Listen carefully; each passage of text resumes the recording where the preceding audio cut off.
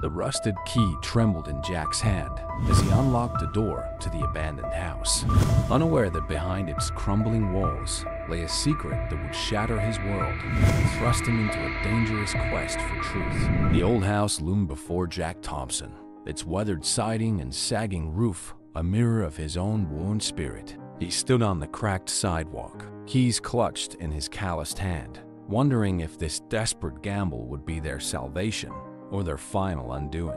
The realtor had called it a handyman special, but to Jack, it was their last hope, a roof over their heads when all other options had run out. "What do you think, Em?" he asked, glancing down at his daughter. 10-year-old Emily squinted up at the house, her bright eyes taking in every detail. "It looks like it has stories to tell," she said, with a wisdom beyond her years. Sarah, his wife, squeezed his arm. "It's a fresh start, Jack. That's what matters."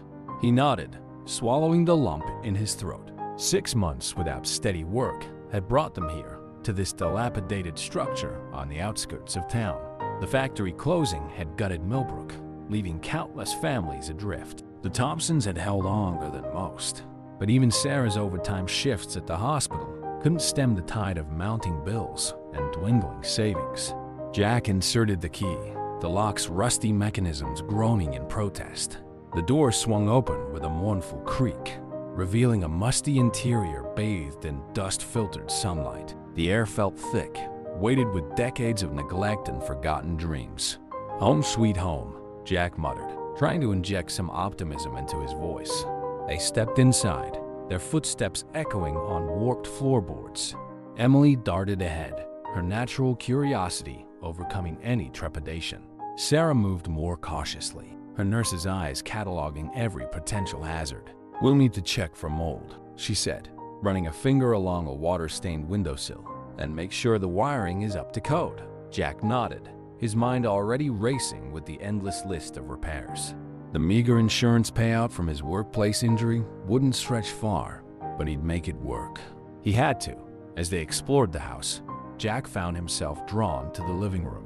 Faded wallpaper peeled from the walls, revealing glimpses of past layers, a palimpsest of lives lived and lost within these walls. He ran his hand along the fireplace mantel, feeling the weight of history beneath his fingers. "Dad, come look at this," Emily called from upstairs. He found her in what would become her bedroom, staring at a small door set into the sloped ceiling. "A secret room?" she asked, eyes shining with excitement. "Probably just access to the attic, sweetheart," he said, ruffling her hair. "But we can pretend it's a secret passage if you want." Her grin lit up the dim room, and for a moment, Jack felt a flicker of hope. Maybe this old house could become a home after all. That night, after a dinner of takeout pizza eaten on the floor of their empty living room, Jack sat alone in the kitchen. Sarah had taken Emily to their old apartment to pack the last of their belongings.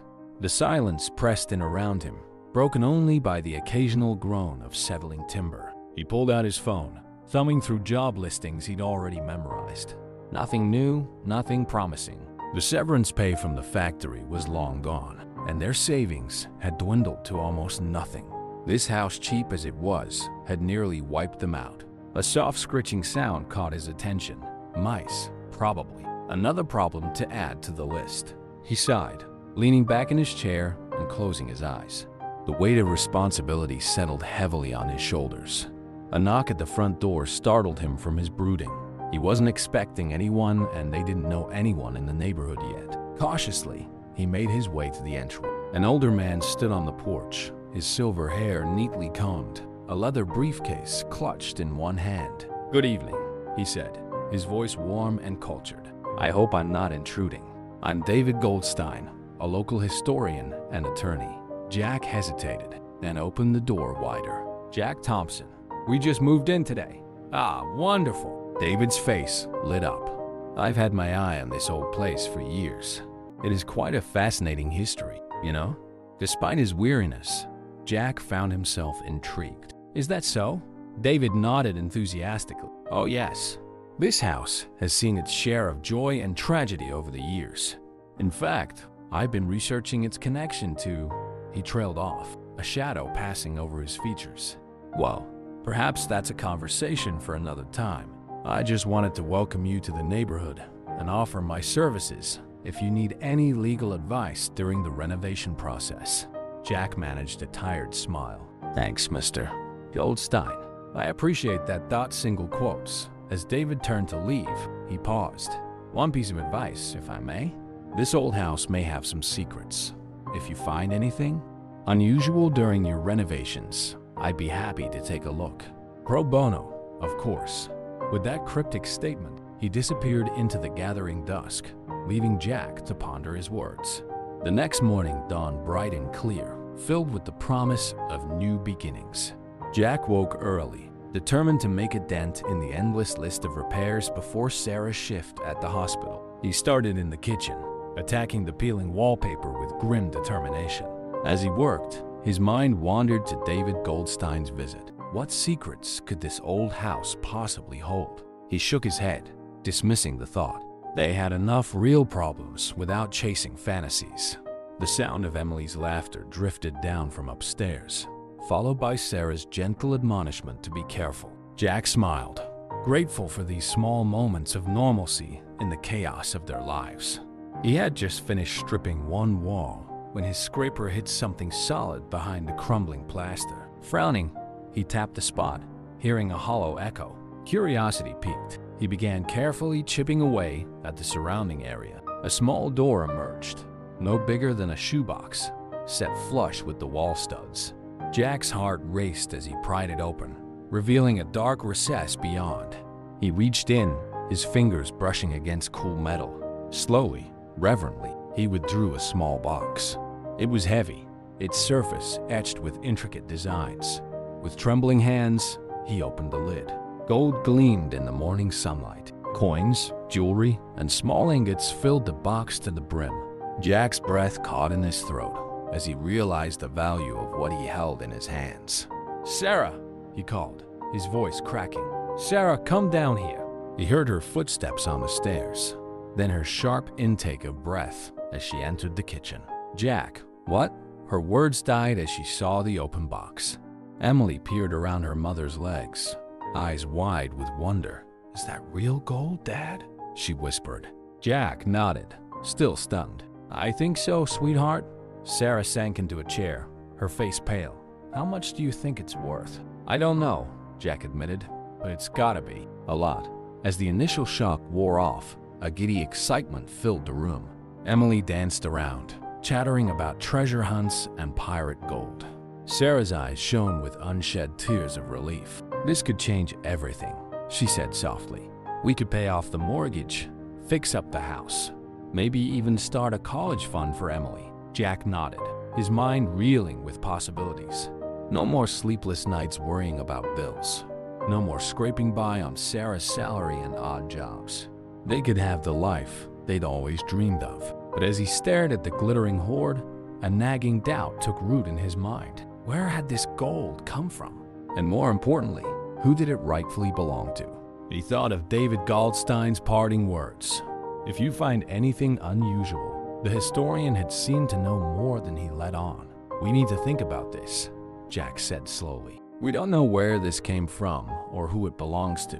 Sarah's face fell. "But Jack, it was in our house. Finders keepers, right?" He shook his head. "It's not that simple. We need to be careful about this." As if on cue, a folded piece of paper fluttered from the box. Jack picked it up, carefully unfolding the brittle document. His eyes widened as he scanned the faded German text. "What is it?" Sarah asked. Jack swallowed hard. "I'm not sure, but I think this gold might have belonged to a Jewish family during World War II." The kitchen fell silent as the implications of his words sank in. Emily looked between her parents, sensing the sudden tension. "What does that mean, Dad?" she asked quietly. Jack met Sarah's eyes, seeing his own conflict mirrored there. "It means," he said slowly, "that we have a very big decision to make." The weight of their discovery hung heavy in the air as Jack carefully returned the gold and documents to their hiding place. He couldn't shake the feeling that they'd stumbled onto something far more significant than mere treasure. The faded German text and the circumstances of its concealment painted a grim picture, one of desperation, fear, and lives torn apart by war. "We need to keep this quiet for now," he said, his voice low despite the empty house around them. At least until we figure out what we're dealing with. Sarah nodded, her earlier excitement replaced by a somber understanding. What's our next move? Jack ran a hand through his hair, mind racing. I think we need to talk to that historian David Goldstein. He seemed to know something about this place's history. Maybe he can help us make sense of these documents. As Sarah prepared for her hospital shift, Jack found himself drawn back to the hidden compartment. He ran his fingers along the edges of the small door, marveling at its craftsmanship. How long had it remained undiscovered, keeping its secrets safe through decades of change? Emily appeared at his side, her small hand slipping into his. Are we going to be rich now, Dad? The innocent question twisted something in Jack's gut. He knelt down, meeting his daughter's eyes. Honey, it's complicated. That gold, it might not be ours to keep. Her brow furrowed. But we found it. Isn't that like buried treasure? Jack smiled sadly. Sometimes life isn't that simple. Remember when Mrs. Johnson's cat got into our yard last summer? Even though it was on our property, it still belonged to her, right? Emily nodded slowly. So the gold belongs to someone else? Maybe, Jack said. We don't know for sure yet. But if it does, we need to do the right thing and try to find who it belongs to. His daughter was quiet for a moment, processing this. Then she looked up, a determined glint in her eye. We should be detectives then. We can solve the mystery of the hidden gold. Jack couldn't help but chuckle at her enthusiasm. That's not a bad idea, kiddo. Want to help me do some research? As Sarah left for work, Jack and Emily set up camp in the living room, armed with his laptop and her notebook. They spent the morning scouring the internet for information on the house's history and the fate of Jewish families during World War II. The more they uncovered, the heavier Jack's heart became.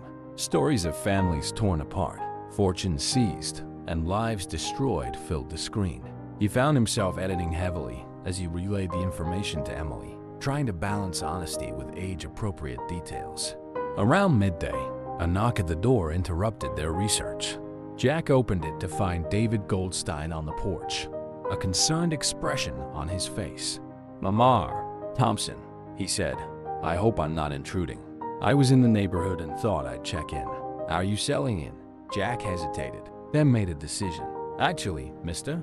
Goldstein, I'm glad you're here. There's something I think you should see." He led the historian to the kitchen, explaining their discovery as they walked. David's eyes widened as Jack carefully removed the box from its hiding place. "My God," David whispered, reverently examining the contents. "I had suspicions, but I never imagined. This is extraordinary." Jack watched as the older man's fingers trembled slightly, tracing the engravings on a golden locket. "You know what this is, don't you?" David nodded, his eyes suddenly misty. "Not the specifics, but I have a very good idea. Mar Thompson, what you found here is likely the hidden wealth of a Jewish family, concealed before they were taken by the Nazis." The words hung in the air, heavy with the weight of history and lost lives. Emily, who'd been listening from the doorway, stepped forward. "Can we find out who it belonged to?" David smiled gently at her. "That's an excellent question, young lady. And yes, I believe we can. These documents," he gestured to the papers Jack had found, "may hold the key. With your permission, I'd like to take photos and consult with some colleagues. I have connections with organizations that specialize in returning assets to Holocaust survivors and their descendants." Jack nodded, relief washing over him. "Of course, anything we can do to help." As David carefully documented the contents of the box, Jack found himself studying the historian more closely. There was something personal in the man's demeanor, a connection to this history that went beyond professional interest. "Mr. Goldstein," Jack said, hesitantly, "if you don't mind me asking, do you have a personal stake in this?" David paused, then set down his camera with a sigh. "You're perceptive, Mr. Thompson." "Yes, I do. My grandparents managed to escape Germany just before the war, but many of our family members weren't so fortunate. I've dedicated much of my life to helping recover and return assets stolen during that dark time." He looked up, meeting Jack's eyes with unexpected intensity. "What you've done here, choosing to come forward with this discovery, it's more important than you can imagine. For many families, recovering even a small piece of their lost heritage can bring a sense of closure, of justice long denied. Jack felt a lump form in his throat. The weight of their decision suddenly felt both heavier and lighter. A burden, yes, but one that carried profound meaning. As David prepared to leave, promising to return with more information soon, Jack found himself grappling with a new set of emotions. The initial excitement of their discovery had been replaced by something deeper, more complex. There was still fear of what this might mean for their precarious financial situation, but also a growing sense of purpose. That evening, as he recounted the day's events to Sarah, Jack could see the conflict in her eyes. "I know it's the right thing to do," she said softly, "but I can't help thinking about what that money could do for us, for Emily's future." Jack pulled her close, feeling the tension in her shoulders. "I know, love. Believe me, I've had the same thoughts. But after everything we learned today, I don't think I could live with myself if we kept it." Sarah nodded against his chest. "You're right. It's just, it felt like a lifeline, you know? A way out of this mess we're in." "We'll find another way," Jack said, trying to infuse his voice with a confidence he didn't entirely feel. "We've come this far. We'll figure it out." As they lay in bed that night, sleep eluding them both, Jack's mind raced with possibilities. The house around them creaked and settled, as if sharing in their restlessness. What other secrets might be hidden within these walls?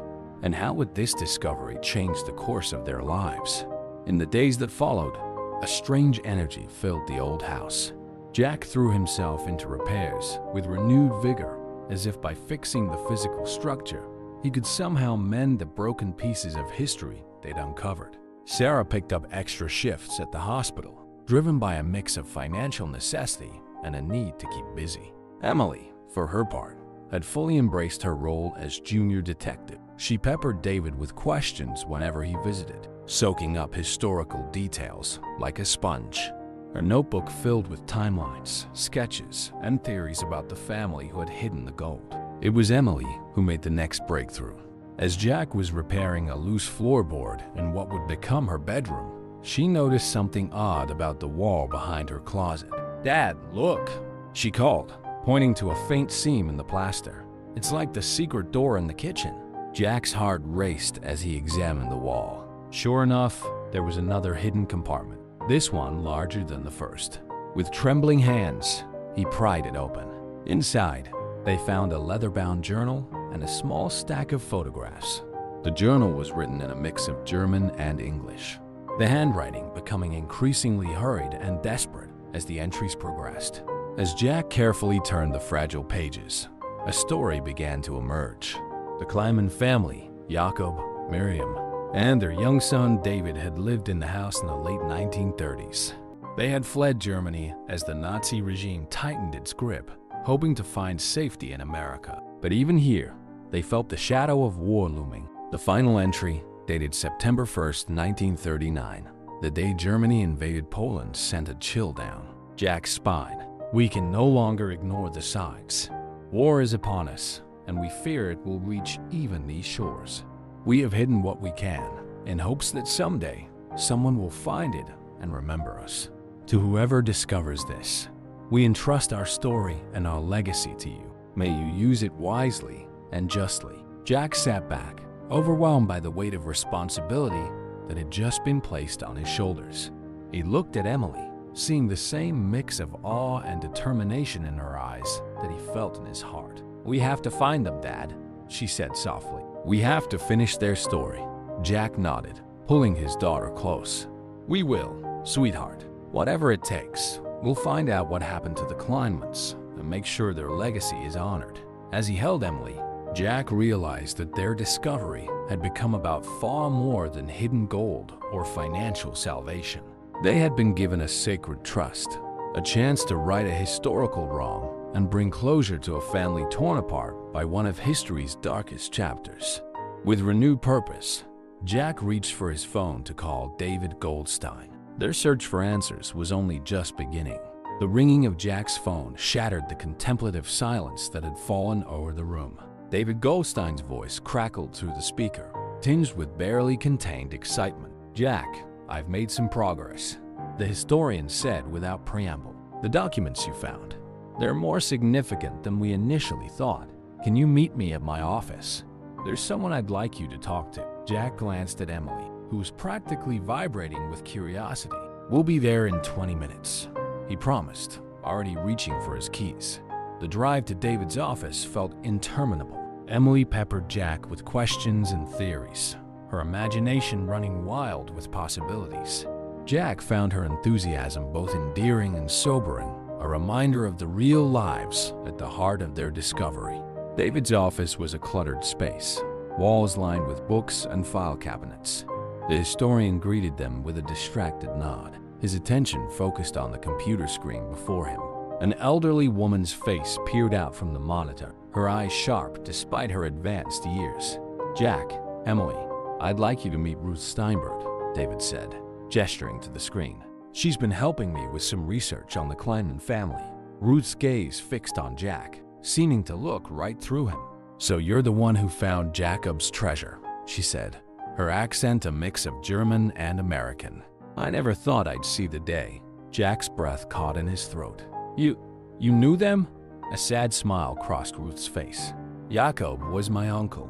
I was just a girl when they fled to America. We lost touch during the war, and afterwards. She trailed off, pain etching deep lines around her eyes.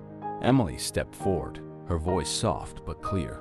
We found Jacob's journal. He wrote about you. Ruth's eyes widened, a trembling hand coming to her mouth. You have his journal?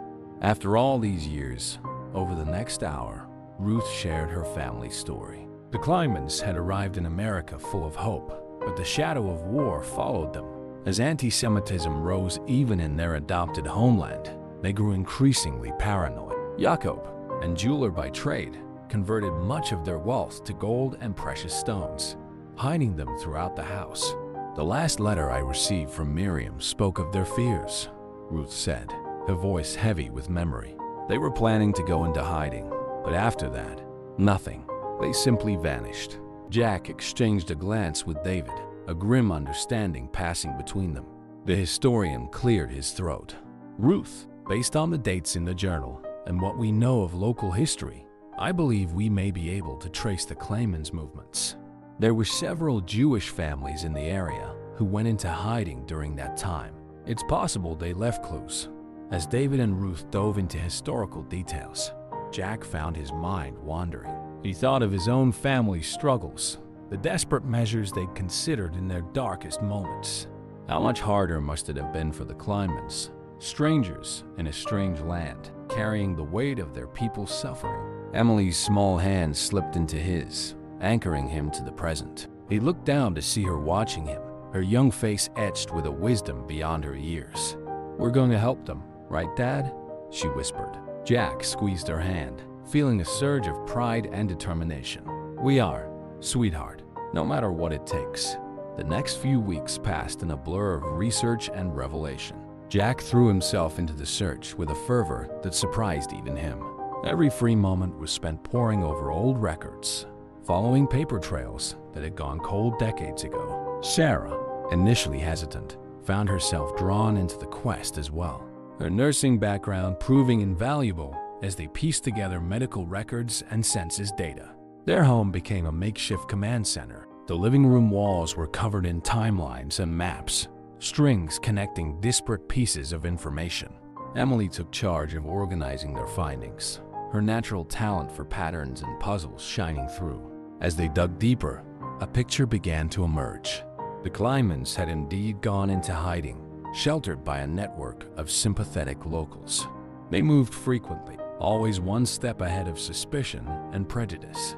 But with each move, the trail grew fainter. It was Sarah who made the crucial breakthrough, sifting through hospital records from a neighboring town. She found a birth certificate for a baby boy, born to parents matching Jacob and Miriam's description. The date aligned with a gap in their known movements. They had another child, Sarah breathed, her eyes wide with the implications. A baby born in hiding. The discovery sent shockwaves through their investigation. It added a new urgency to their search, not just for closure, but for the possibility of living descendants. As the search intensified, so did the pressure on the Thompson family. Jack's focus on the investigation meant less time for house repairs and job hunting. Bills piled up, and the initial excitement of their mission began to wear thin against the grindstone of financial reality. One evening, as Jack sat surrounded by documents, Sarah approached him with a troubled expression. "Jack, we need to talk," she said, her voice tight with suppressed emotion. He looked up, suddenly aware of the late hour and the tension in his wife's posture. "What's wrong?" Sarah sank into a chair across from him, her shoulders sagging. "This search. I know it's important, but we're drowning here. The mortgage is due next week, and we're behind on Emily's school fees. We need to think about our own family, too." The words hit Jack like a physical blow. He'd been so consumed by the Kleinman story that he'd lost sight of their own precarious situation. Shame and frustration warred within him as he realized how much he'd been neglecting his responsibilities. "You're right," he said softly, reaching for her hand. "I've gotten caught up in all this. I feel like we owe it to them, you know, to see it through." Sarah's eyes softened, but the worry remained. "I understand, Jack. I do. But we can't sacrifice our own future in the process. There has to be a balance." As they sat in silence, the weight of their situation pressing down on them, a soft knock came at the door. Emily stood there, clutching her notebook, her expression a mix of determination and anxiety. "I have an idea," she said, her voice small but steady, "about how we can help the Kleinmans and help us too." Jack and Sarah exchanged a glance, then nodded for her to continue. Emily took a deep breath and began to explain her plan, a plan that would not only continue their search, but potentially secure their own financial future as well. As Emily spoke, Jack felt a glimmer of hope rekindling in his chest. Her idea was ambitious, perhaps even a little naive, but it carried the spark of possibility. It would require them to take risks, to put their trust in others, and to believe in the power of their story. "It's worth a shot," Sarah said finally, a hint of her earlier excitement returning. "At the very least, it'll buy us some time." Jack nodded, pulling Emily into a tight hug. "You're amazing, you know that?" he murmured into her hair. "When did you get so smart?"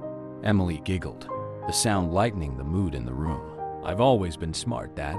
You just haven't been paying attention." As they began to flesh out Emily's plan, Jack felt a shift in the air, a sense that they were on the cusp of something bigger than themselves. The search for the Kleinmans had become more than just a historical quest. It was a chance for redemption, for justice, and perhaps for a new beginning. With renewed purpose, the Thompson family threw themselves into this new phase of their journey. They knew the road ahead would be challenging, but for the first time in months, they faced it together, united by a shared mission and the hope of a brighter future. As Jack lay in bed that night, listening to the quiet breathing of his family, he found himself thinking of Jakob Kleinman's final journal entry. "We entrust our story and our legacy to you," the long-dead man had written. Jack silently vowed to honor that trust, no matter where it led them. Little did he know, the most extraordinary chapters of their story were yet to be written. The next morning dawned with a sense of renewed purpose. Emily's plan, ambitious as it was, had injected fresh energy into their search. The core of her idea was to turn their investigation into a documentary project, sharing the Kleinman story with the world while seeking crowdfunding support to continue their research. Jack spent the morning reaching out to local film students and amateur documentarians, while Sarah tapped into her hospital network for potential sponsors. Emily, for her part, threw herself into creating a compelling narrative outline, distilling their months of research into a gripping story. As they worked, the house came alive with a buzz of activity they hadn't felt since moving in. The air of desperation that had hung over them for so long began to lift, replaced by a cautious optimism. It was mid-afternoon when David Goldstein arrived, his arms laden with files. "I think I've found something," he announced without preamble. A possible lead on the Kleinman baby. They gathered around the kitchen table as David spread out his findings. "I've been digging into adoption records from the years immediately following the war," he explained. "There's a pattern of children, mostly infants, placed with families under unusual circumstances. No clear documentation, no birth certificates." Jack leaned in, studying the papers. You think the Kleinman baby might have been one of them? David nodded. It's possible. The dates align, and the geographic distribution matches what we know of their movements. But here's where it gets interesting. He pulled out a grainy photograph. This was taken at an orphanage in 1946. Look at the child in the back row. Sarah gasped softly. The boy in the photo, no more than 7 or 8, bore a striking resemblance to Jakob Kleinman. The same deep-set eyes, the distinctive curve of the nose. Could be a coincidence, Jack said, but his voice lacked conviction. Could be, David agreed, but it's the best lead we've had. The orphanage records are incomplete, but I've traced a possible adoption to a family named Carlson in Michigan. Emily, who had been uncharacteristically quiet, suddenly spoke up. We need to go there, she said, her voice filled with certainty. We need to find the Carlsons. The adults exchanged glances, the unspoken question hanging in the air. How? They were barely keeping their heads above water financially as it was. As if reading their thoughts, Emily pressed on. That's why we need to start the documentary now. We can use it to fund the trip. People will want to help if they know the story. Jack felt a swell of pride at his daughter's determination. It's worth a shot, he said, looking to Sarah for confirmation. His wife nodded slowly, a small smile playing at her lips.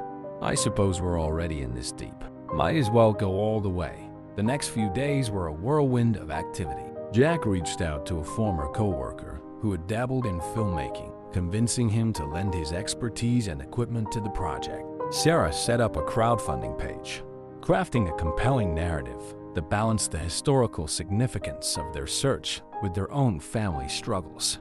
Emily, to everyone's surprise, turned out to be a natural on camera. Her genuine enthusiasm and clear explanations of the historical context brought the Kleinman story to life in a way that captivated viewers. Clips of her junior detective segments quickly went viral on social media, drawing attention to their cause. As their story spread, support began to pour in from unexpected quarters. A local Jewish community center offered resources and connections. History buffs from around the country sent in tips and offers of assistance. Even some of Jack's former colleagues from the factory chipped in, moved by the family's dedication. But with the growing attention came new pressures.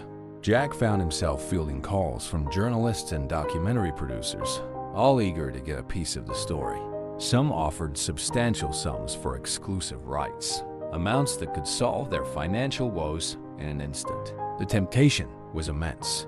Late one night, after a particularly generous offer, Jack and Sarah sat at the kitchen table, voices low to avoid waking Emily. It would solve everything, Jack, Sarah said, her eyes reflecting the strain of their situation. We could pay off the mortgage, set aside money for Emily's education. We wouldn't have to worry anymore. Jack nodded, feeling the weight of the decision. But at what cost? We'd be giving up control of the story. The Kleinman's legacy, it wouldn't be ours to shepherd anymore. Sarah reached across the table, taking his hand. Is that our responsibility, though? We've done so much already. Maybe it's time to let someone else take over? Someone with more resources. The question hung between them, unanswered. Jack's gaze drifted to the wall where Emily had pinned up her timeline of the Kleinman's journey. His daughter's dedication, her unwavering belief in the importance of their mission, pulled at his heart. Let's sleep on it, he said finally. We don't have to decide tonight, but sleep proved elusive. Jack tossed and turned, his mind racing with possibilities and doubts. Around dawn, he gave up trying to rest and made his way downstairs.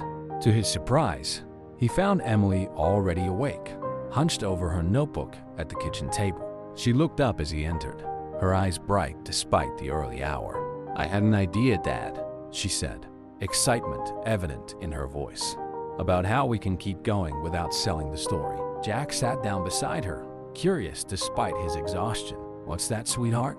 Emily launched into an explanation, her words tumbling out in a rush. She proposed partnering with a historical society, one that could provide resources and legitimacy to their search.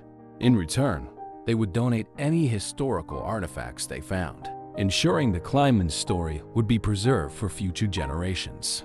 We could still make the documentary, she concluded, but it would be about the search itself, not just the end result. And we'd be doing it for the right reasons. Jack sat back, stunned by the maturity and insight of his daughter's plan. It struck a perfect balance between their need for support and their desire to honor the trust placed in them. "Emily," he said softly, "when did you get so wise?" She shrugged, a hint of her usual mischief returning to her eyes. "I've always been wise, Dad. You just forget sometimes." Jack laughed, pulling her into a hug. As he held his daughter, he felt the last of his doubts melting away. They had come too far, invested too much of themselves, to give up now. When Sarah came downstairs a short while later, she found them huddled over Emily's notebook, refining the plan. One look at their animated faces told her all she needed to know. "I take it we're not selling the story," she said, a mix of relief and resignation in her voice. Jack shook his head, reaching out to include her in their huddle.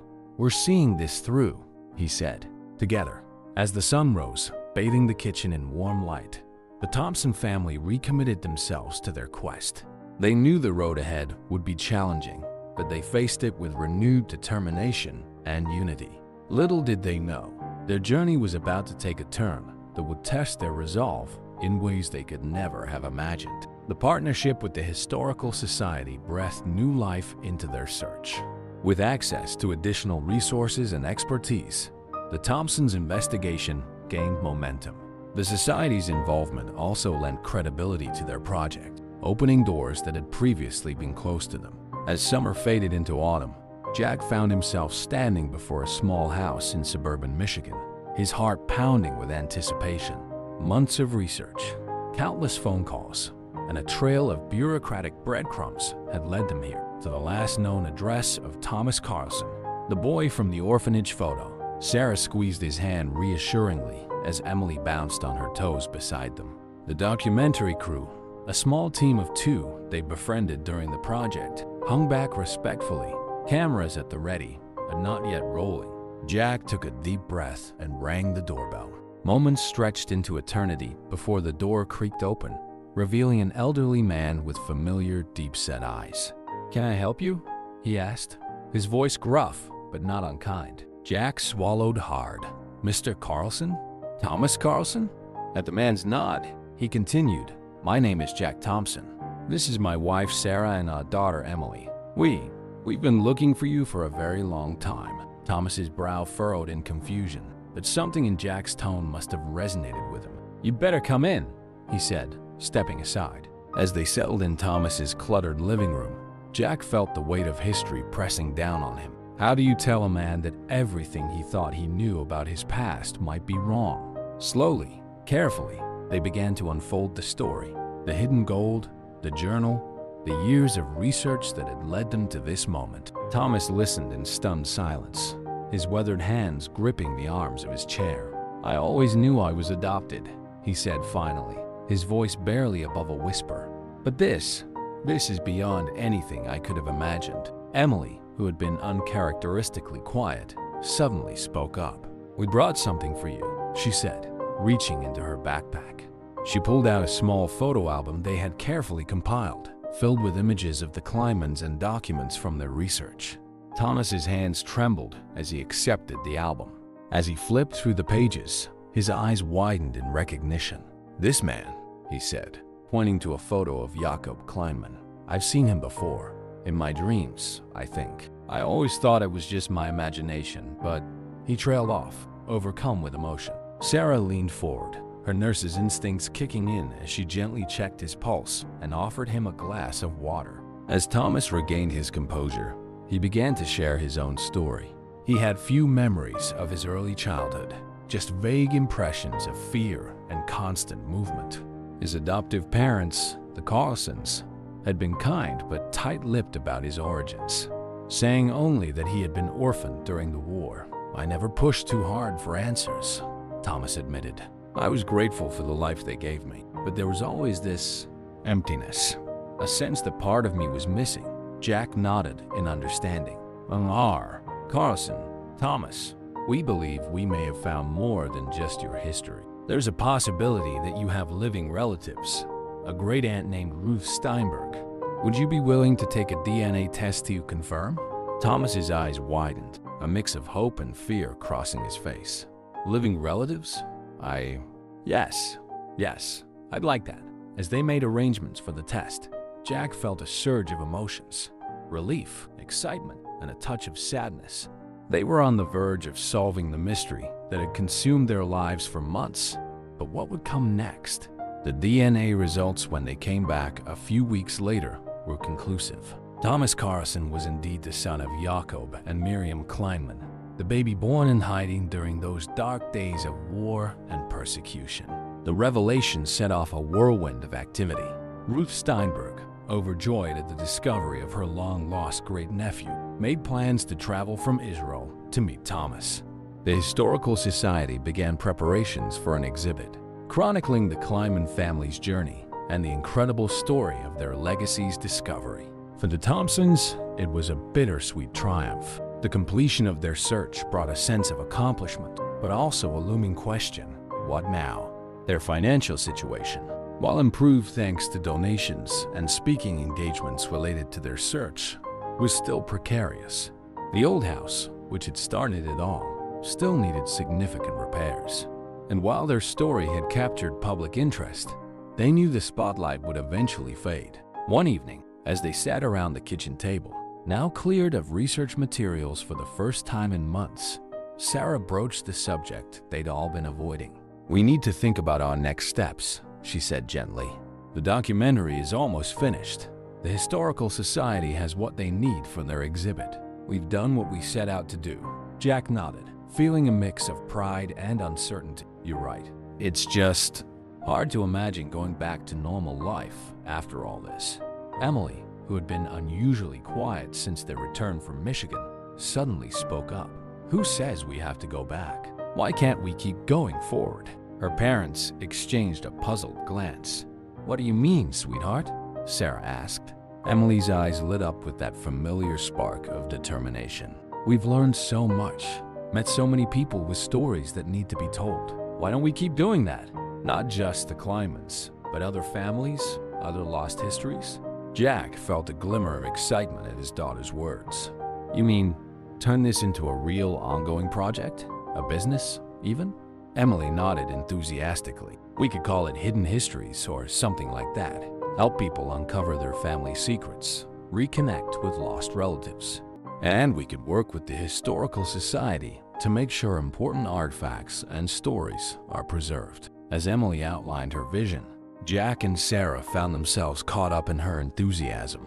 It was ambitious, perhaps even a little naive, but it held the promise of purpose, a way to turn their unexpected adventure into a sustainable future. "It won't be easy," Sarah cautioned, "ever the practical one. We'd need to build a network, get proper training in genealogy and historical research.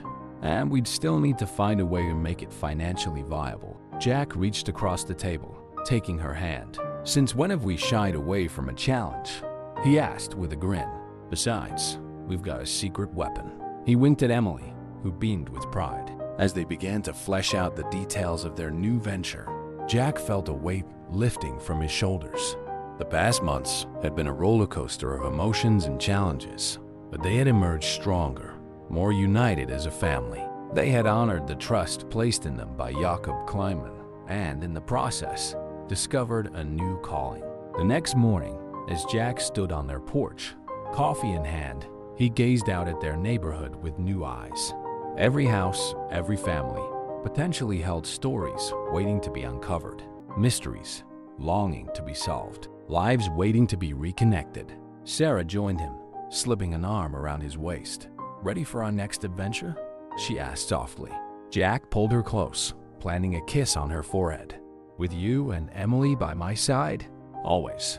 As they stood there, watching the sun rise on a new chapter of their lives, Jack thought about the twists of fate that had brought them to this moment. A desperate purchase of an old house, a hidden treasure, a family's long-buried secret. And through it all, the unwavering determination of a young girl who refused to let go of a mystery. Their journey was far from over. In many ways, it was just beginning. But whatever challenges lay ahead, Jack knew they would face them together, as a family, as historians, as keepers of hidden histories. Inside, Emily's voice called out, already buzzing with ideas for their new project. Jack and Sarah shared a smile, then turned to join their daughter. The future was uncertain, but it was bright with possibility, and they were ready to write the next chapter of their own family's remarkable story. As the Thompsons dove into their new venture, Hidden Histories, they quickly discovered that their experience with the Kleinman case was just the tip of the iceberg. Requests began pouring in from families across the country, each with their own tantalizing mysteries and lost connections. Their first official case came from a local Vietnamese-American family, the Nguyen's. Their grandmother, Mai, had fled Saigon in 1975, leaving behind a treasure trove of family heirlooms and documents. Now, in her twilight years, Mai longed to recover some piece of her lost heritage and reconnect with relatives she hadn't seen in decades. Emily, ever the enthusiast, threw herself into researching the fall of Saigon and the Vietnamese diaspora. Jack focused on tracing the path of Mai's family through refugee camps and resettlement programs, while Sarah leveraged her connections in the medical community to access old health records that might provide crucial clues. As they worked, the Thompsons found themselves facing new challenges. The language barrier proved daunting, requiring them to enlist the help of translators. The complex political history of Vietnam added layers of complication to their search, and the emotional weight of Mai's story, the trauma of war and displacement, hit close to home in ways they hadn't anticipated. One evening, after a particularly frustrating day of dead ends, Jack found Emily sitting on the porch, uncharacteristically subdued. "Everything okay, sweetheart?"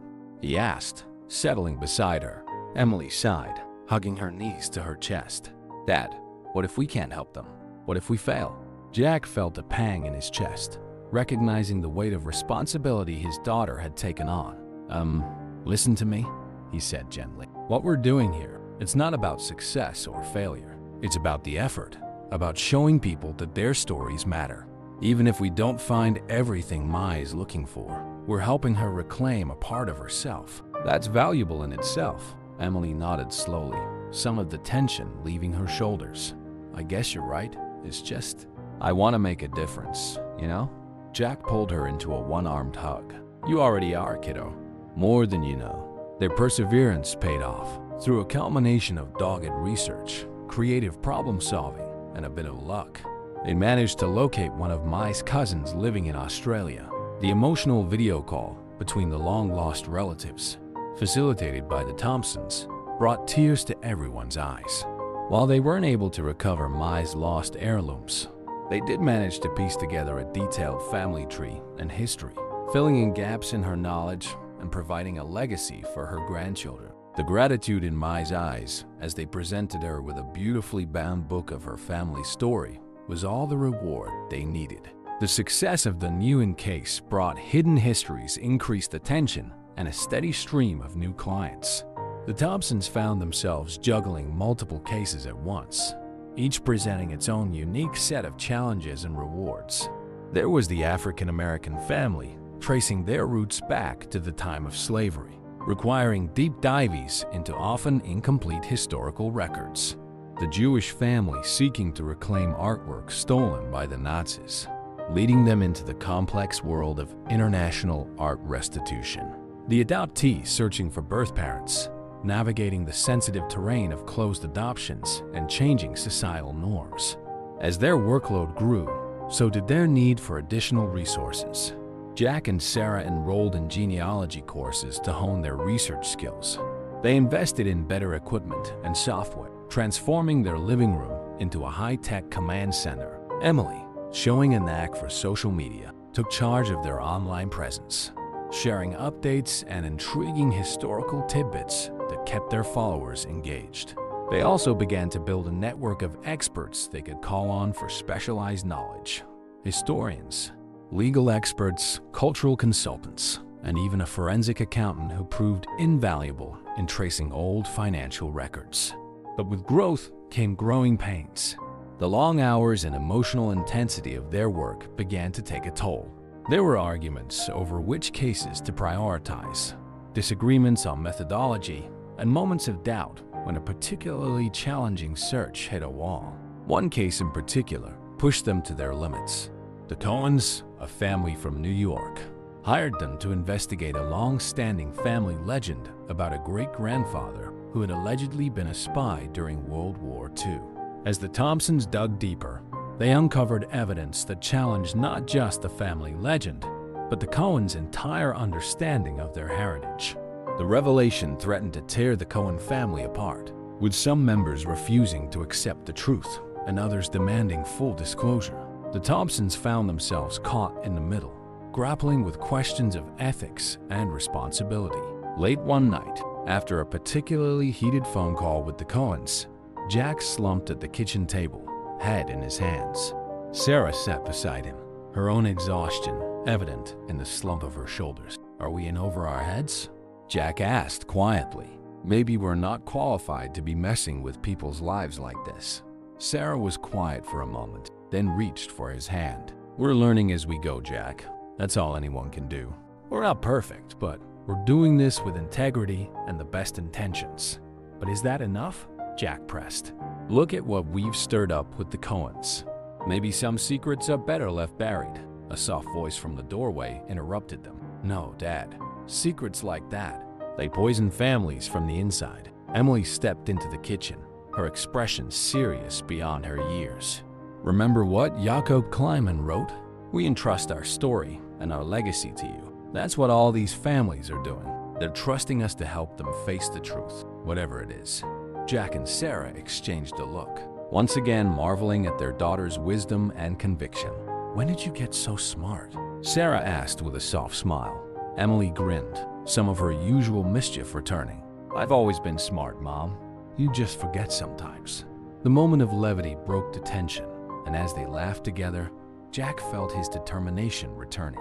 Emily was right. They had been entrusted with something precious, and they couldn't shy away from the responsibility just because it was difficult. The next day, they approached the Cohen case with renewed energy. Instead of simply presenting their findings, they worked with a family therapist to help the Cohens process the information and find a way forward together. It wasn't easy, but slowly, they began to see the family start to heal, to integrate this new understanding of their history into their identity. As word of their thoughtful, holistic approach spread, Hidden History's reputation grew. They began to be sought out not just for their research skills, but for their ability to handle sensitive family dynamics and complex emotional situations. With each case, the Thompsons refined their methods, expanded their knowledge, and deepened their commitment to the work. They celebrated the victories, reunited families, recovered heirlooms, long-lost stories brought to light, and they learned from the setbacks, the dead ends, and the occasional missteps. Through it all, their own family bond strengthened.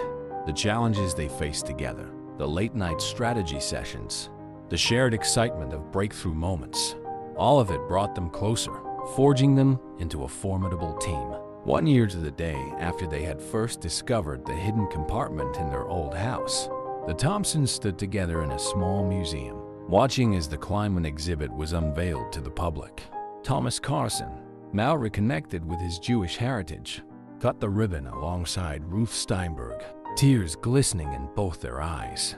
As Jack watched Emily excitedly explaining the exhibit to a group of schoolchildren, he felt a profound sense of gratitude wash over him. One had started as a desperate gamble. The purchase of a rundown house had led them on an incredible journey, one that had not only changed their lives, but had rippled out to touch countless others. Sarah slipped her hand into his, leaning close. "Penny for your thoughts," she murmured. Jack smiled, squeezing her hand. "Just thinking about how lucky we are to have found our calling, to be doing this work together." Sarah nodded, her eyes shining. "It's not always easy, but it's worth it. We're making a difference, Jack. One family, one story at a time." As they stood there, surrounded by the fruits of their labor and the promise of more adventures to come, Jack knew that they had found something precious, a purpose that aligned with their values, that challenged them to grow, and that allowed them to help others in profound ways. The journey that had begun with a hidden treasure in the walls of an old house had led them to an even greater treasure, a life rich with meaning, connection, and the ongoing thrill of discovery. And as Emily bounded over, eyes alight with ideas for their next case, Jack knew that their greatest adventures were still to come. As Hidden Histories continued to grow, the Thompsons found themselves at a crossroads. The demand for their services had increased to the point where they could no longer handle every case personally. They needed to expand, but doing so would mean fundamentally changing the nature of their family business. One crisp autumn morning, they gathered for a family meeting to discuss the future of their venture. The kitchen table, once covered in research materials, now held laptops, spreadsheets, and steaming mugs of coffee. "We have 3 options," Jack began, his tone serious. "We can continue as we are, taking on fewer cases, but maintaining our hands-on approach. We can hire additional researchers and expand our capacity. Or," he paused, taking a deep breath, "we can partner with a larger organization, maybe a university or a major genealogy company." Sarah leaned forward, her brow furrowed. "Each option has its pros and cons. Staying small keeps us in control, but it limits how many families we can help. Expanding gives us more reach, but it comes with financial risks and management challenges. And partnering could provide resources and stability, but we might lose some of our autonomy." Emily, now 14 and increasingly involved in the business decisions, spoke up. "What if we did a combination? We could hire a small team to handle the more straightforward cases, freeing us up for the complex ones. And we could partner with universities or historical societies on a project-by-project basis, rather than a full merger." Jack and Sarah exchanged impressed glances. Their daughter's ability to find creative solutions never ceased to amaze them. "That's actually a really good idea," Jack said, a slow smile spreading across his face. "It would allow us to grow without losing the personal touch that makes our work special." As they hashed out the details of Emily's proposal, a new energy filled the room. They began to envision a future where Hidden Histories could help more families while still maintaining the integrity and personal investment that had become their hallmark. Over the next few months, they carefully implemented their expansion plan. They hired 2 junior researchers, a recent history graduate named Miguel and a retired librarian named Dorothy, who brought fresh perspectives and valuable skills to the team. They also formed a partnership with the State University's History Department, giving them access to academic resources in exchange for providing internship opportunities for students. Their first major case under the new structure came from an unexpected source. A popular true crime podcast had featured a story about an unsolved disappearance from the 1950s. The granddaughter of the missing woman reached out to Hidden Histories, hoping they could shed light on a mystery that had haunted her family for generations. The case proved to be one of their most challenging yet. It required a delicate balance of historical research, forensic genealogy, and sensitive handling of family dynamics. The Thompsons found themselves delving into old police reports, tracking down distant relatives for DNA samples, and piecing together a complex family history marked by secrets and estrangements. As they worked, they began to uncover a story far more complicated than a simple disappearance. Evidence pointed to a web of small-town politics, illicit affairs, and long-buried scandals. The truth, they realized, might be more painful for the family than the uncertainty they had lived with for decades. The case took an emotional toll on the entire team. Jack found himself having nightmares about the missing woman, while Sarah grappled with the ethical implications of revealing information that could shatter the family's long-held beliefs. Even Emily, usually so enthusiastic about their cases, became uncharacteristically subdued as the darker aspects of the story emerged. One evening, as they sat around the dinner table discussing the case, Miguel raised a point that had been nagging at all of them. "Are we sure we should be digging into this?" he asked quietly. "Maybe some secrets are meant to stay buried." A heavy silence fell over the room. It was a question they had grappled with before, but never quite so starkly. Finally, Emily spoke up. "I don't think it's our job to decide what secrets should or shouldn't be revealed," she said slowly. "Our job is to uncover the truth as best we can. and then help the family deal with whatever we find. They're the ones who have to decide what to do with the information." Jack nodded, feeling a surge of pride in his daughter's wisdom. "Emily's right. We can't shy away from the truth just because it's uncomfortable, but we can be there to support the family through whatever comes next." With renewed determination, they pressed on with the investigation. As the pieces of the puzzle began to fall into place, they worked closely with a family therapist to prepare the client for the revelations to come. When the time came to present their findings, the Thompsons gathered the extended family for a weekend retreat. Over the course of 2 emotional days, they carefully unveiled the story they had uncovered, a tale of love, betrayal, and ultimately, tragedy. The missing woman, it turned out, had not disappeared at all.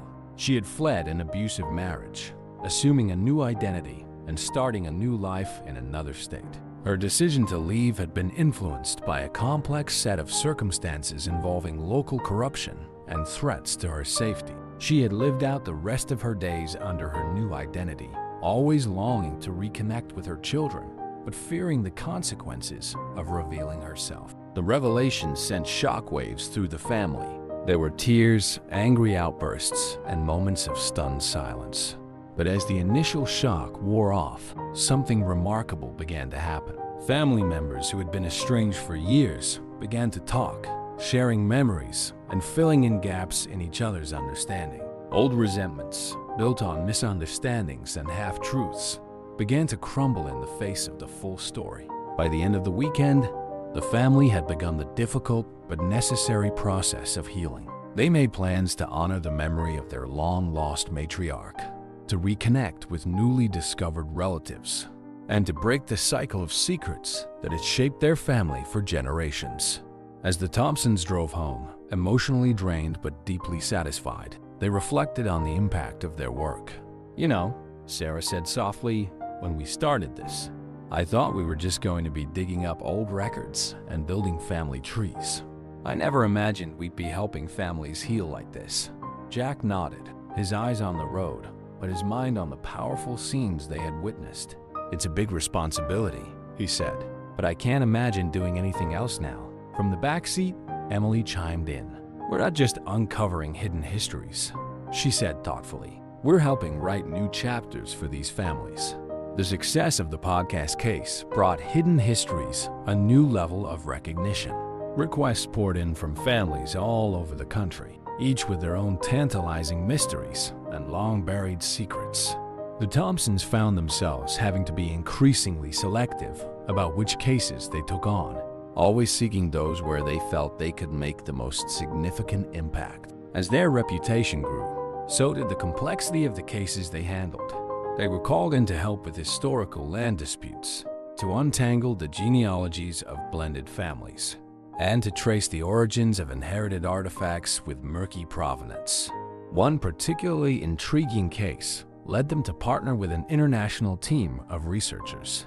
A set of love letters discovered in an attic in Buenos Aires hinted at a secret romance between a young Argentine woman and an American soldier during World War II. The families on both sides of the ocean were eager to uncover the full story and potentially reunite long-lost relatives. The case required all of their skills: linguistic analysis, military record searches, international diplomacy, and even a bit of code breaking. It took them from the archives of Washington, D.C. to the sun-drenched plazas of Argentina, following a trail of clues that spanned decades and continents. As they worked, the Thompsons found themselves reflecting on their own family's journey. They had come so far from those first uncertain days in their old, run-down house. The challenges they had faced, the mysteries they had solved, the lives they had touched, all of it had shaped them in ways they never could have imagined. One evening, as they sat on the porch of their now renovated home, Jack turned to Sarah with a contemplative look. "Do you ever wonder what would have happened if we hadn't bought this house?" he asked. "If we had never found that hidden compartment?" Sarah was quiet for a moment, her gaze distant. "Sometimes," she admitted. "But then I think about all the families we've helped, all the stories we've uncovered, and I can't imagine our lives any other way." Emily, who had been listening from her perch on the porch railing, spoke up. "I think we were always meant to do this," she said with the certainty of youth. The house, the Kleinman's gold, that was just the universe's way of pointing us in the right direction. Jack and Sarah exchanged amused glances at their daughter's philosophical turn, but there was a kernel of truth in her words that resonated with them both. As the sun set on another day of mysteries and discoveries, the Thompson family sat together, bound by love, shared purpose, and the endless allure of hidden histories waiting to be uncovered. As Hidden Histories approached its 5th anniversary, the Thompsons found themselves facing a new set of challenges and opportunities. Their reputation had grown to the point where they were now considered one of the prominent history research firms in the country. With this recognition came increased scrutiny and higher stakes. One crisp autumn morning, as leaves crunched underfoot, Jack made his way to the mailbox, sifting through the usual mix of bills and advertisements. A thick envelope with an official seal caught his eye. His heart raced as he recognized the logo of the National Archives. Back in the kitchen, he shared the contents with Sarah and Emily. The letter was an invitation to participate in a groundbreaking project, a nationwide initiative to digitize and analyze previously classified government documents from the World War II era. The project aimed to reunite families separated by the war and uncover long-buried stories of heroism, sacrifice, and sometimes controversial decisions. "This is huge," Sarah breathed, her eyes scanning the letter. "It's a chance to make a real difference on a national scale." Emily, now 17 and preparing for college, leaned in excitedly. "Think of all the stories we could uncover, all the families we could help." Jack nodded, but his expression remained thoughtful. "It's an incredible opportunity," he agreed, "but it's also a huge undertaking. We'd be dealing with sensitive information, possibly uncovering things that could change how people view historical events or even their own family legacies." The family spent the next few days deliberating, weighing the potential benefits against the risks and challenges. In the end, their commitment to uncovering the truth and helping families find closure won out. They decided to accept the invitation, knowing it would push their skills and resources to the limit. The project kicked off with a flurry of activity. The Thompsons expanded their team, bringing on additional researchers and data analysts. They invested in cutting-edge software to help process the vast amounts of information they would be dealing with. Their home office, once confined to a single room, now took up most of the first floor of their house. As they delved into the newly declassified files, a complex tapestry of interconnected stories began to emerge.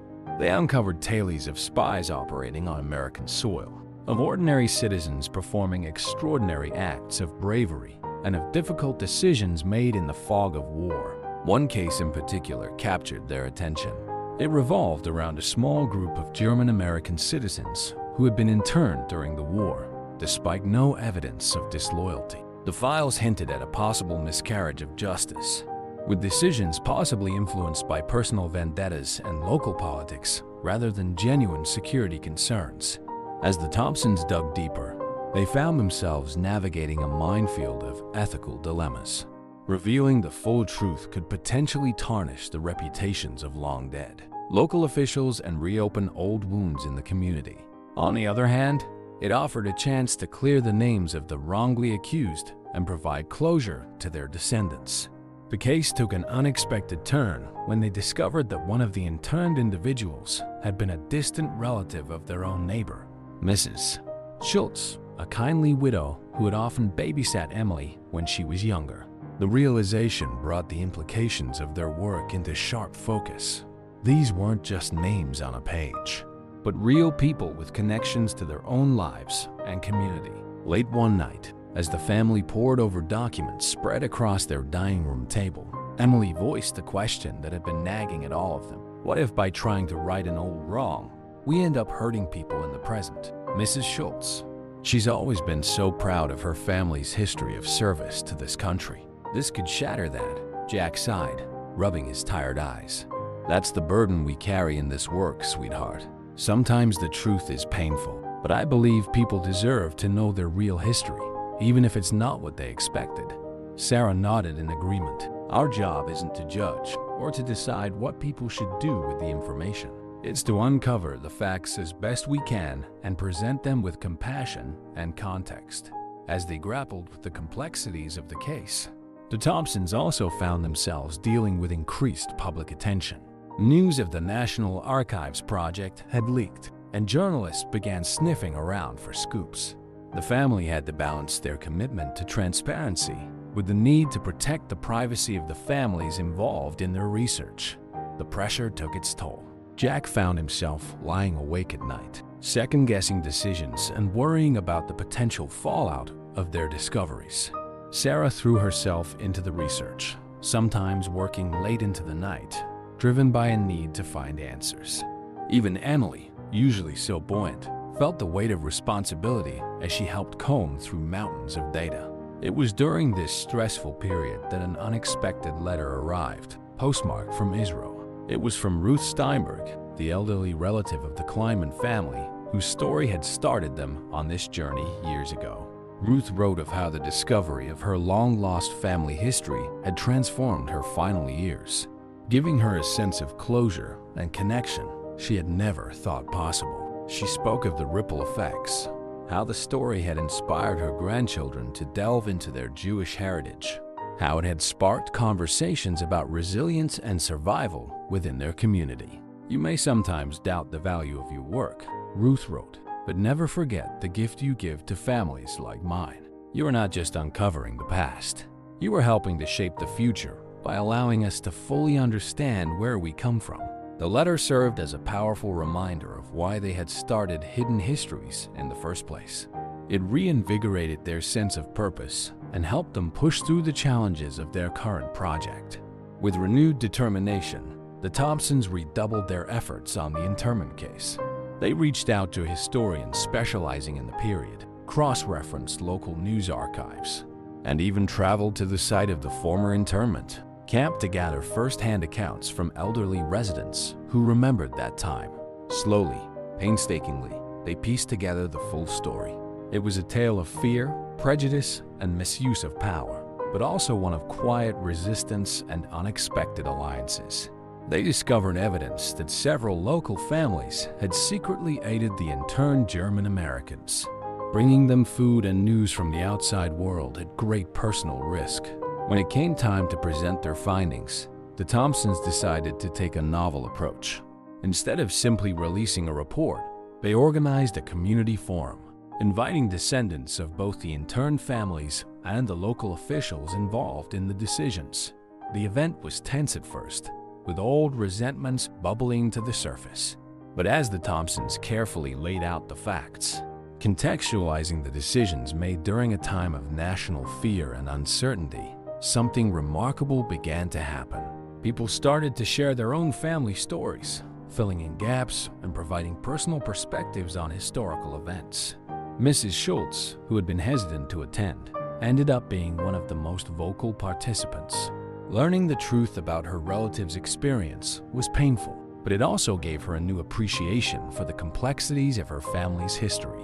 "I'm proud of my family service," she said, her voice strong despite the tears in her eyes. "But I'm also proud to know that we persevered in the face of injustice." That's a legacy worth remembering.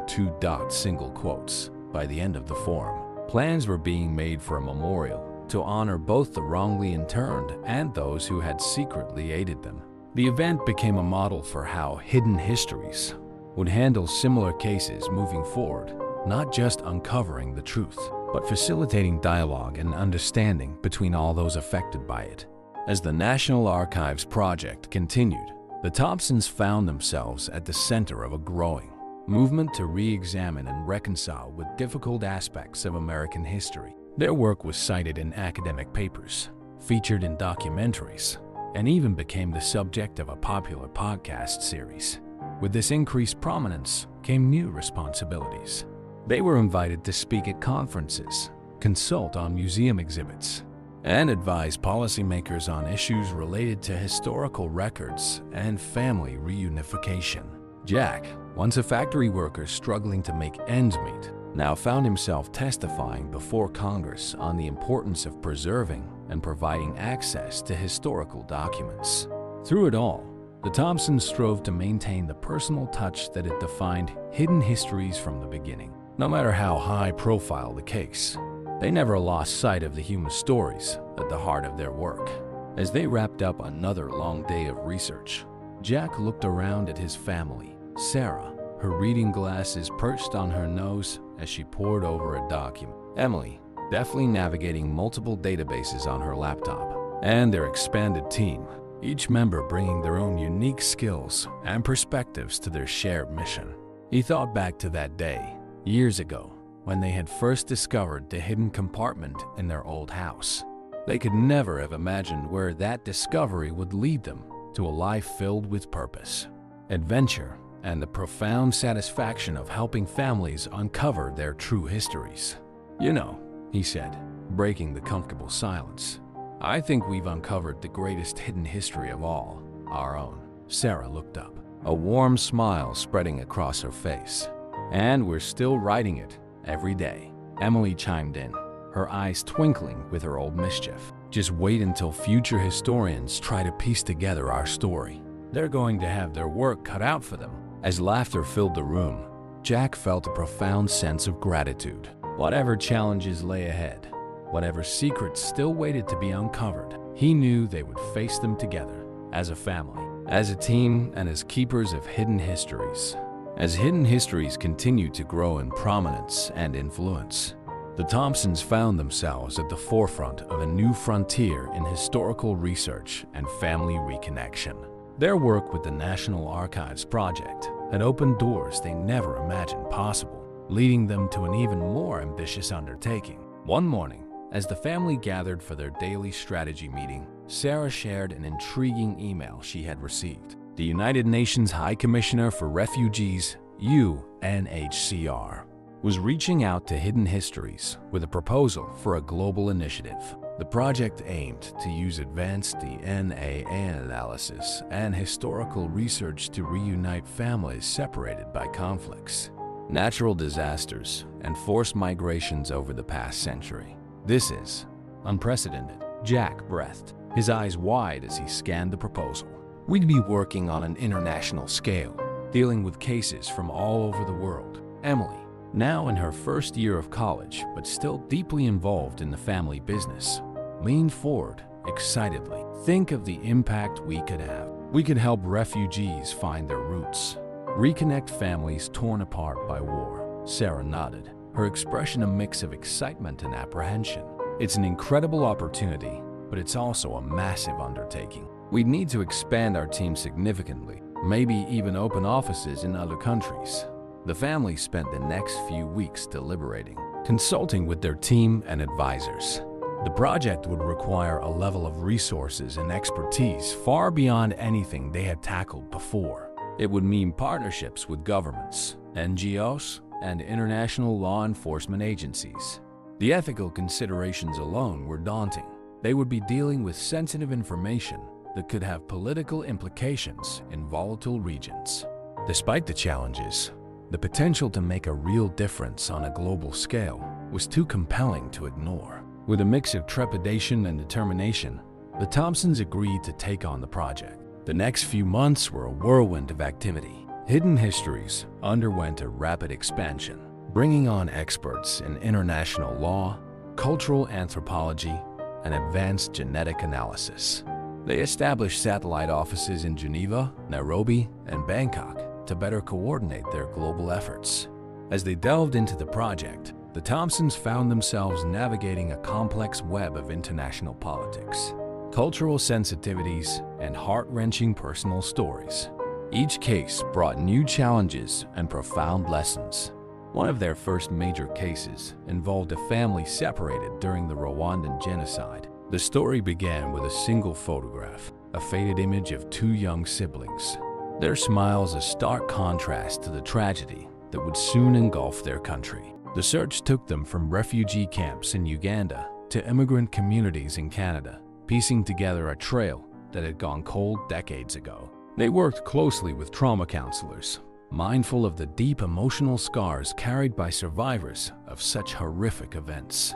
As they unraveled the story, they discovered a tale of incredible resilience and hope. The siblings had indeed survived, each believing the other had perished. Through a combination of DNA analysis, historical record searches, and painstaking detective work, Hidden Histories was able to reunite the now adult siblings, an emotional meeting that made headlines around the world. The success of the Rwandan case brought a flood of new requests, each with its own unique challenges. They tackled cases involving disappeared persons in Argentina's dirty war, families separated by the Berlin Wall, and children orphaned by the Boxing Day tsunami in Southeast Asia. With each case, the Thompsons and their team had to grapple not just with the logistical challenges of international research, but with the profound emotional and ethical implications of their work.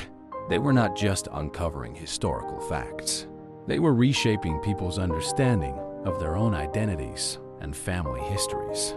One particularly complex case involved a man who had been adopted as an infant from Vietnam during Operation Baby Lift in the final days of the Vietnam War. Now, in his 50s, he was seeking information about his birth parents and the circumstances of his adoption. As the team dug into the records, they uncovered unsettling questions about the legality and ethics of some of the adoptions during that chaotic period. They found themselves navigating a minefield of classified military records, conflicting accounts from aid workers, and the still sensitive politics of U.S.-Vietnam relations. The case took an unexpected turn when their research suggested that the man's adoption might have been unnecessary, that his birth family had not intended to give him up permanently, but had been misled about the nature of the evacuation. Jack found himself losing sleep over the implications. "If we pursue this," he said during a late-night strategy session, "we could be opening up painful questions for thousands of adoptees and their families. Is it our place to potentially upend so many lives?" Sarah, ever the voice of compassion, countered, "But don't they deserve to know the truth about their origins? Even if it's painful, it's their history." Emily, who had been quietly listening, spoke up. "Maybe the question isn't whether to reveal the information, but how we do it. We need to make sure we're providing support and context, not just dropping bombshells." Her words sparked a new approach. The Thompsons decided to partner with adoption agencies, mental health professionals, and cultural organizations to create a comprehensive support system for those affected by their findings. They developed protocols for sharing sensitive information, always prioritizing the well-being of the individuals involved. As the global project progressed, the Thompsons found themselves increasingly in the public eye. They were invited to speak at the United Nations, consulted by governments developing policies on historical reconciliation, and featured in international media. With this heightened profile came increased scrutiny and, at times, controversy. Some criticized their work as reopening old wounds or interfering in sensitive cultural and political issues. Others hailed them as heroes, championing the right of individuals to know their true histories. The pressure took its toll on the family. Jack and Sarah found themselves working around the clock, often in different time zones. Emily struggled to balance her college studies with her growing role in the organization. The lines between their personal and professional lives became increasingly blurred. It was during this intense period that they received news that brought their journey full circle. A researcher at their Geneva office had uncovered new information about the Kleinman family, the case that had started it all years ago. The discovery led them back to the old house where their adventure had begun. As they stood in the kitchen, remembering the moment they had first found the hidden compartment, they were struck by how far they had come. "You know," Jack said, his voice thick with emotion, "sometimes I wonder what Jakob Kleinman would think of all this, of how his hidden treasure led to this." He gestured vaguely, encompassing their global organization and all they had accomplished. Sarah slipped her hand into his. "I think he'd be proud. We've honored his request to remember, to uncover the truth, and we've taken it further than he could have ever imagined." Emily, tracing her fingers along the wall where it had all started, added, "And we're not done yet.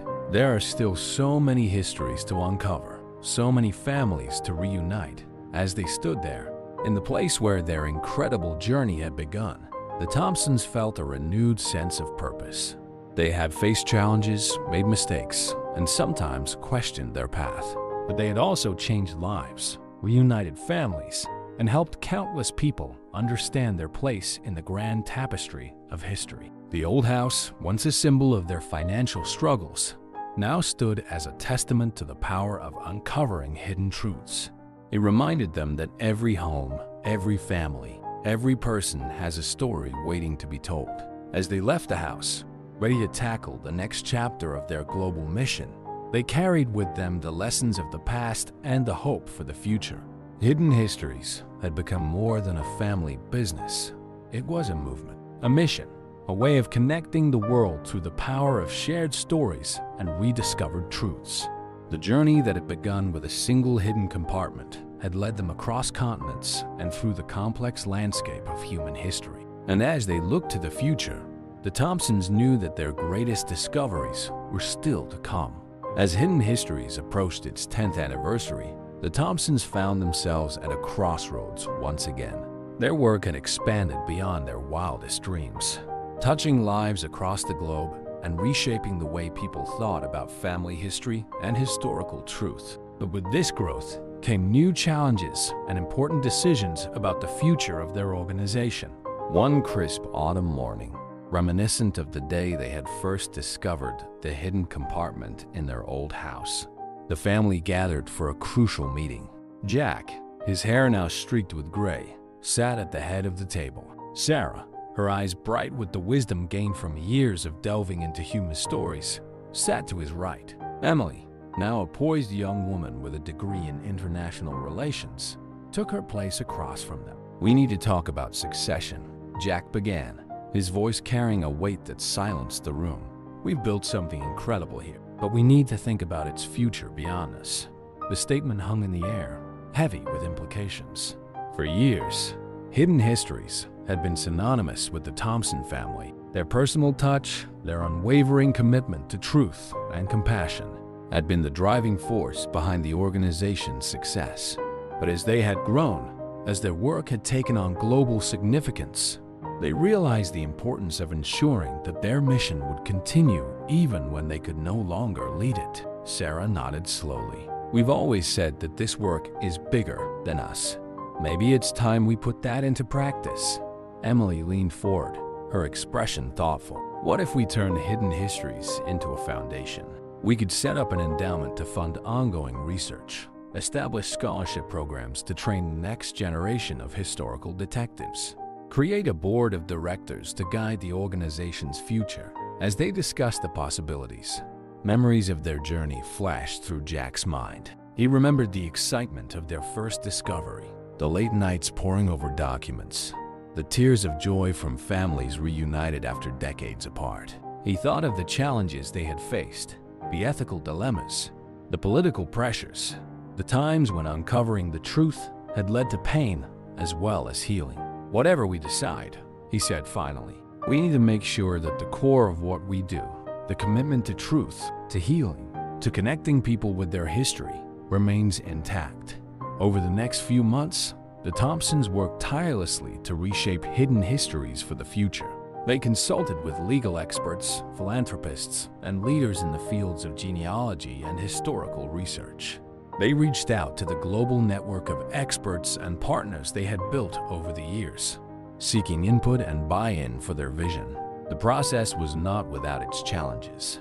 There were heated debates about the best structure for the organization, concerns about maintaining the personal touch that had been their hallmark, and difficult conversations about letting go of control. As they worked through these issues, a new case came across their desk that would test their resolve and serve as a powerful reminder of why their work mattered. The case involved a collection of letters discovered in an attic in Buenos Aires. Written in a mix of Yiddish and Spanish, the letters hinted at a hidden community of Jewish refugees who had fled Europe during World War II, finding sanctuary in a remote village in the Andes Mountains. The story captivated the Thompsons, echoing in many ways the case that had started their journey years ago. But this time, instead of taking on the investigation themselves, they decided to use it as an opportunity to put their new organizational structure to the test. They assembled a team of young researchers, including some of the students who had benefited from their newly established scholarship program. The team was diverse, bringing together expertise in linguistics, South American history, Jewish studies, and advanced data analysis. Jack, Sarah, and Emily took on advisory roles, guiding the team but allowing them to take the lead. It was a new experience for the Thompsons, stepping back and watching others carry forward the work they had pioneered. As the investigation progressed, the young team uncovered a remarkable story of survival, cultural preservation, and quiet heroism. The hidden Jewish community in the Andes had not only survived, but had thrived, preserving their traditions while integrating into local culture in fascinating ways. The case culminated in an expedition to the remote village, where the team made contact with descendants of the original refugees. The discovery made headlines around the world, shedding light on a little-known chapter of World War II history and celebrating the resilience of the human spirit. For the Thompsons, watching the next generation of researchers tackle this case with such skill and passion was deeply moving. It confirmed for them that the legacy of hidden histories could indeed continue beyond their direct involvement. As the 10th anniversary of Hidden Histories approached, the Thompsons prepared for a global celebration that would also mark the official transition to the new organizational structure. Representatives from partner organizations, government agencies, and families they had helped over the years gathered from around the world. The event was held in a grand hall, its walls adorned with photos and artifacts from some of their most significant cases. As Jack stood at the podium, looking out over the gathered crowd, he felt a profound sense of accomplishment tinged with bittersweetness. 10 years ago, he began, his voice steady despite the emotion he felt. We stumbled upon a hidden compartment in an old house. We could never have imagined where that discovery would lead us. Over the past decade, we've uncovered secrets, reunited families, and helped countless people connect with their true histories. He paused, his gaze finding Sarah and Emily in the front row. But the greatest discovery we've made is this, that the human need for connection, for understanding our place in the tapestry of history, is universal. It transcends borders, cultures, and generations. As Jack introduced a new board of directors and outlined a vision for the Hidden Histories Foundation, he emphasized that while the structure of the organization might be changing, its core mission remained the same. We will continue to seek out the hidden histories that shape our world, he declared. We will continue to bridge the gaps between past and present, between lost family members, between different cultures and experiences. And we will do so with the same commitment to truth, compassion, and understanding that has guided us from the beginning. The celebration continued late into the night, with stories shared, memories recounted, and plans made for future collaborations. As the event wound down, the Thompsons found themselves back in the old house where it had all started. Standing in the kitchen, Jack ran his hand along the wall where they had first discovered the hidden compartment. It's hard to believe, he said softly, how much has changed since that day. Sarah slipped her arm around his waist. And yet, in many ways, we've come full circle. We're still uncovering hidden histories, still helping people connect with their past. Emily, leaning against the doorframe, added, but now we're not just doing it ourselves.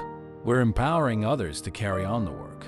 As they stood there, surrounded by the echoes of their past and the promise of the future, the Thompsons felt a profound sense of peace.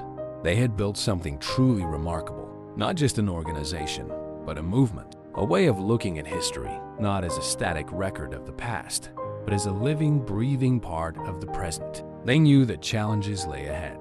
The world was constantly changing, and with it, the nature of the histories they sought to uncover. New technologies would open up new avenues of research, while also raising new ethical questions.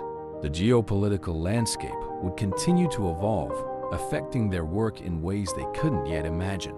But as they looked at each other, the bond between them stronger than ever, they knew they were ready for whatever the future might bring.